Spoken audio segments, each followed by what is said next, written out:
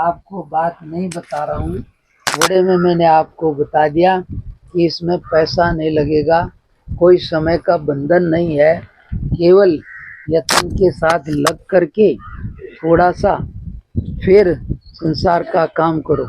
इसके लिए क्या करना पड़ता है, तुम्हारे फोन में पैसे बहुत हों लेकिन पावर नहीं हो तो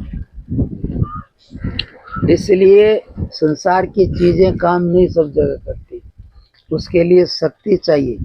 और वो कहाँ से मिलती है? परमात्मा से जुड़ने से। रात में थक के उठते हो तो शक्ति भर जाती है कि नहीं? तो इसलिए उससे जुड़ने से, ऐसे ही सवेरे रात प्रार्थना करने से, उसके साथ उसका गुणगान करने से, ये उसके साथ जुड़ने का रास्ता है, तरीका है। उसकी प्रार्थना, उसको नमस्कार, उसका गुणगान, उसकी बात, उसकी कथा, उसकी चर्चा, ये सारा उससे जुड़ने का रास्ता है। उससे जुड़ोगे तो उसकी शक्ति को पाओगे, और संसार से जुड़ोगे तो उसके असर को पाओगे।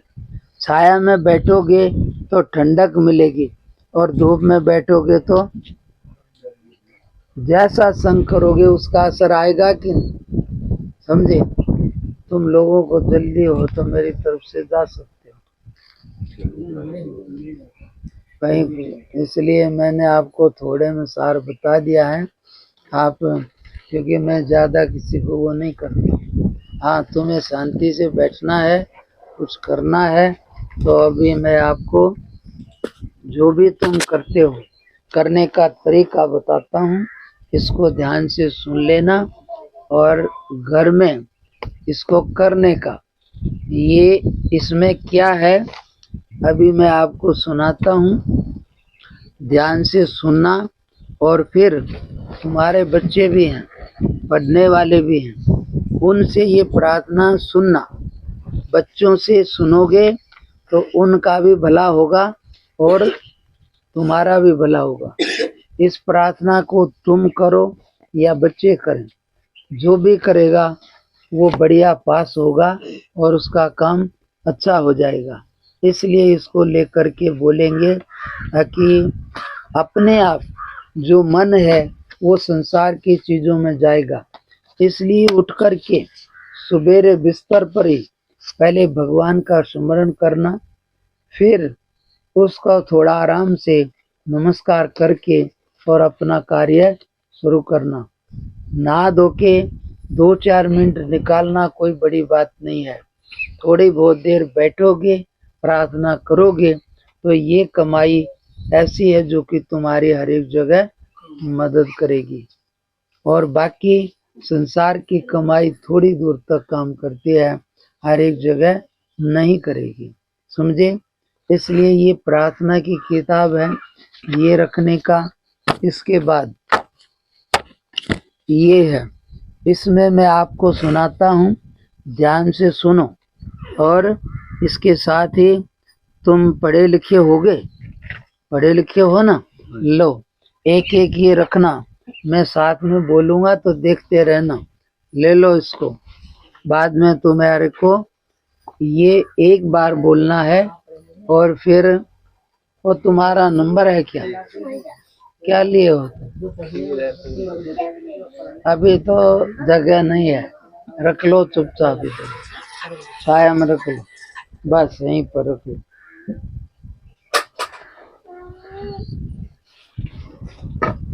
इसलिए इसमें क्या होता है, हाँ बैठ जाओ खुले खुले।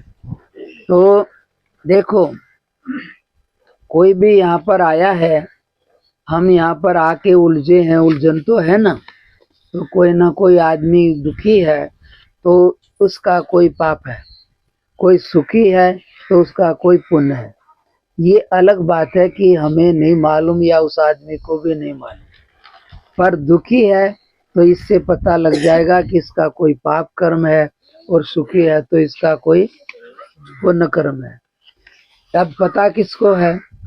ये जो संसार की व्यवस्था करती है, परमात्मा की शक्ति है, उससे सब व्यवस्था चलती है, उसको सब कुछ पता है। इसलिए उसके यहाँ कभी भी गलत नहीं होता है। वो कहेगा ये खराब है, वो कहेगी ये खराब है। इसलिए खराब कौन है? किसकी गलती निकालोगे? जो दुखी है गलती उसकी है, चाहे भले वो ऊपर से नहीं लग रहा, लेकिन दुखी है तो उसकी कोई गलती है जो भी दुख पाया है।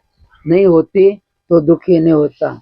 सास कहे बहू को बहू खराब है, पर दुखी सास है तो गलती सास की है। बेटा परेशान कर रहा है बाप को, बाप कह रहा है बड़ा निर्भाग है, पर बेटा तो आराम से है और बाप दुखी है, तो गलती किसकी? बाप की। पर बेटे की आएगी उसके समय पर, कब? जब वो दुखी होगा तब। अभी इसकी है। इसलिए इस समय हमें कोई भी दुख है तो ये समझने का है कि हमारा कोई ना कभी का पाप है, समझे? ऐसा है। इसके लिए अब चलो दुख तो है हमारा, अब उसको हटाए कैसे? ये ज्यादा नहीं जानना होता है अब बीमारी कैसे हुई, ज्यादा ये होता है कि बीमारी हटे कैसे। समझ में आया ना? तो इसलिए कहाँ से तेल लग गया ये ज्यादा नहीं जानना, अब कैसे छूट जाए ये जानना है, साबुन से या कैसे भी। इसके लिए इसमें प्रार्थना है। ये सबके पास आया ये, तो ये प्रार्थना है। तो ये क्या दवाई काम करेगी कि जो भी हमसे गलती हो गई तो इस गलती को व्यवस्था करने वाला जो भी है वो जज है। जज, यहाँ जज न्याय करता है ना, तो जज ने न्याय कर दिया, लेकिन उसी जज को फिर प्रार्थना करो कि हे साहब मैं बड़ा गरीब हूँ, दुखी हूँ, गलती हो गई, कुछ कृपा कर दो, तो वही जज फिर छूट कर देगा। समझ में आया? तो इसलिए ये प्रार्थना इसलिए है कि परमात्मा सर्वनियंता है, सर्वोपरि है, इसलिए उससे अपनी गलती की क्षमा मांग के प्रार्थना करोगे तो कुछ छूट हो जाएगी, और क्षमा मांग के फिर उसका नाम लोगे तो इससे तुम्हारा भजन का बल बढ़ जाएगा। हनुमान जी जो है ना, वो एक बार भीम से भेंट हो गई, उसने कुछ कुछ कहा, बोला नहीं मेरे को कुछ नहीं चाहिए। फिर भी वो बोले चलो तू मेरा छोटा भाई है तो मैं तेरा एक काम करूँगा। क्या? कि जब तू लड़ाई लड़ेगा और गरजेगा तो उस समय में पीछे से तू माइक में बोलेगा तो मैं आगे धुत्तू का काम करूँगा। उसमें आवाज बहुत बढ़ जाती है। समझ में आया?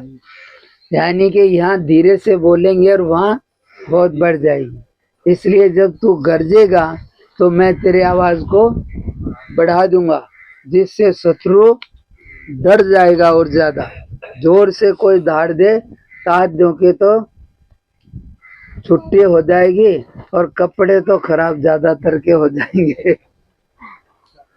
इसलिए कहते हैं कि ये उन्होंने किया। ऐसे ही जब प्रार्थना करेंगे तो क्या होगा? भगवान उसकी शक्ति बढ़ जाएगी, जो प्रार्थना करके उसका नाम लेगा, सीधा लेगा तो उतना ही मिलेगा जो न्याय है। लेकिन प्रार्थना करके बोलेगा अरे महाराज सबको दो दो केले दे दिए, अरे यार मैं बहुत भूखा हूँ, दुखी हूँ, चल यार दो और ले जा, तो बढ़ा देगा। और जो ऐंठ करेगा तो फिर नहीं मिलेगा। इसलिए दो में भी ना दे चाहे। इसलिए प्रार्थना करने का ये एक बार क्या कहते हैं ये प्रार्थना? हे अंतर्यामी परमात्मा, मैं आपकी शरण हूँ, गलती की क्षमा मांगता हूँ, क्षमा करो।